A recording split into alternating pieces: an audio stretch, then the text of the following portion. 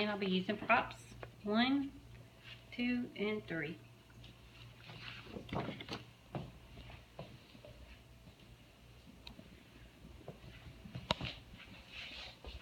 Hello everyone, my name is Alicia Bonds and I'm here today to talk to you about the legalization of medical marijuana. Did you know that medical marijuana has been around for numerous years? It's been around since the year 2737 BC, and people usually hear the word marijuana and they tend to think pothead, crime, or dead brain. But there is a different side to marijuana. Today I'm going to tell you about some uses of medical marijuana, some treatments that you can use this marijuana for.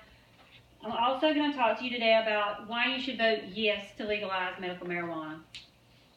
By the time I reach the end of my speech today, I hope that you can at least consider the option to vote yes whenever, if you get that option, to choose to vote for medical marijuana. Some of the uses for medical marijuana I'm going to show you in just a minute. Let me tell you, medical marijuana actually refers to the use of the whole plant and its extracts for treatments and symptoms of certain diseases.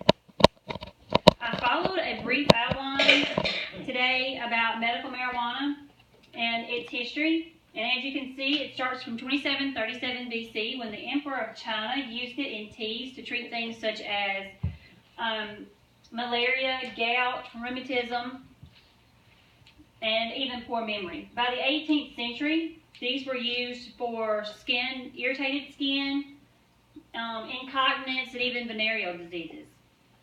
By the time we reach the 19th century, things have changed and people's opinions of marijuana changed by then. When we reach the year 1914, medical marijuana was actually considered a crime. By 1937, the Marijuana Tax Act was imposed, which made non-medical marijuana illegal. That being so caused the prices of marijuana to increase. The cultivating marijuana increased. That made the pharmacies have to increase their prices, which made this a less likely option for medical treatment. But by the year 1996, California became the first state to actually legalize medical marijuana. Today, we're going to talk about some of the uses of medical marijuana, what you could use them for. As you see right here, I've got a few things listed: glaucoma, cancer, chronic pain, Alzheimer's, even things such as epilepsy, AIDS, or Crohn's disease. The Institute of Medicine found scientific data that indicates that uses for these medicines are used in things such as nausea and vomiting, appetite stimulation, and the relief of some symptoms that are associated with HIV and AIDS. There was a survey done, and out of all of the doctors that these people surveyed, 76% of these doctors actually agreed and said that they would use medical marijuana as a treatment. Now that I've told you about some of the ways that medical marijuana is used as a treatment, let me tell you about some of the ways that you can be prescribed this marijuana. You can actually be prescribed this in vaporizers. You can actually smoke it. You can rub it on your skin. You can use it in a tonic, in teas or sodas, actually bake it in your food. It can actually be made into like a wax where you can just break off pieces and eat it, or melt it down and put it into other things. These are just some of the few of the ways that you can be prescribed these things.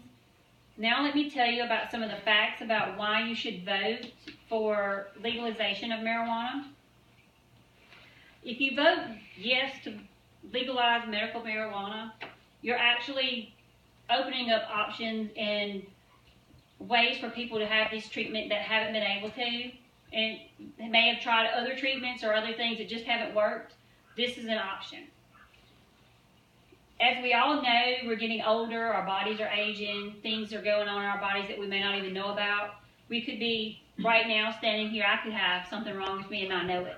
But if I did know, I would want to be able to have that option of saying, yeah, this is something I might want to try because nothing else has worked. And that should be my right. That shouldn't be a right that someone else gets to choose for me. Because after all, it's me, it's my body. While you're thinking about these things that I've told you about today, consider the option of voting yes to legalize medical marijuana. As I said, vote yes to legalize medical marijuana. It could change your life. It could change someone else's life, someone you love, or someone you don't even know. Since 1968, Ole Miss has been the sole producer of medical marijuana for the federal government. And during this time, they can actually send out once a year to 4 people out of the state of Mississippi, not in Mississippi, but out of the state of Mississippi, where they grow this. They can send it to people that don't live here. These 4 people get to actually experiment to see if they're going to be able to actually get some use from this, it's going to do anything for them.